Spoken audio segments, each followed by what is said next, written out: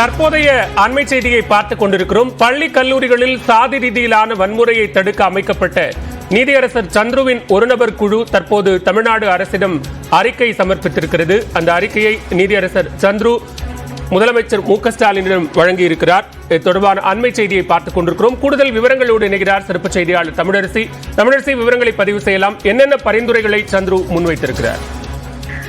பாலவேல், நாங்குநேரியில் உள்ள அரசு பள்ளியில் பள்ளி மாணவர் மீது சக பள்ளி மாணவர்களே தாக்குதல் நடத்திய சம்பவத்தை தொடர்ந்து தமிழகம் முழுவதும் பள்ளி கல்லூரிகளில் ஜாதிய மோதல்களை தடுப்பதற்காக ஆய்வு செய்ய அரசுக்கு பரிந்துரை அளிப்பதற்கு ஓய்வு பெற்ற நீதிபதி சந்துரு தலைமையில் ஒரு நபர் குழு கடந்த ஆகஸ்ட் மாதம் அமைக்கப்பட்டது. இந்த குழு பள்ளி கல்லூரி மாணவர்களிடையே ஜாதி இன உணர்வால் உருவாகும் வன்முறைகளை தவிர்ப்பது குறித்து ஆய்வு மேற்கொண்டு வந்தனர். தொடர்ந்து பொதுமக்கள், கல்வியாளர்கள் என பல்வேறு தரப்பினரிடமிருந்து கருத்துக்களை கேட்டு தற்போது இந்த அறிக்கை என்பது தயாரிக்கப்பட்டு இன்று தலைமைச் செயலகத்தில் முதலமைச்சரை சந்தித்து இந்த அறிக்கையை சமர்ப்பித்தனர். 610 பக்கங்கள் கொண்ட இந்த அறிக்கையானது சமர்ப்பிக்கப்பட்டது.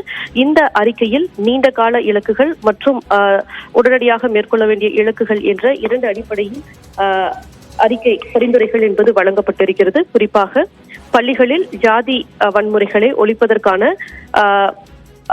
அதாவது உடனடியாக செய்ய வேண்டியவை என 20 தலைப்புகளின் கீழ் இந்த பரிந்துரைகள் வழங்கப்பட்டிருக்கின்றன. இதில் குறிப்பாக அரசு பள்ளிகளில் ஜாதி அடையாளங்களை உடனடியாக நீக்க வேண்டும் என்று பரிந்துரை வழங்கப்பட்டிருக்கிறது. மேலும் ஆதிதிராவிடர் நலத்துறை என்பது உள்ளிட்ட ஜாதி அடையாளங்கள் பள்ளிகளின் பெயர்களில் இருந்து நீக்க வேண்டும் என்றும் குறிப்பிடப்பட்டுள்ளது. பள்ளிகளுக்கு நன்கொடை அளிப்பவர்களின் பெயர்களில் குறிப்பிடும் போது ஜாதி அடையாளங்கள் இருக்கக்கூடாது என தெரிவிக்கப்பட்டிருக்கிறது. தனியார் பள்ளிகளுக்கு வைக்கப்பட்டுள்ள ஜாதி பெயர்களை நீக்கவும் அரசு நடவடிக்கை எடுக்க வேண்டும் என்று அந்த பரிந்துரையில் குறிப்பிடப்பட்டிருக்கிறது.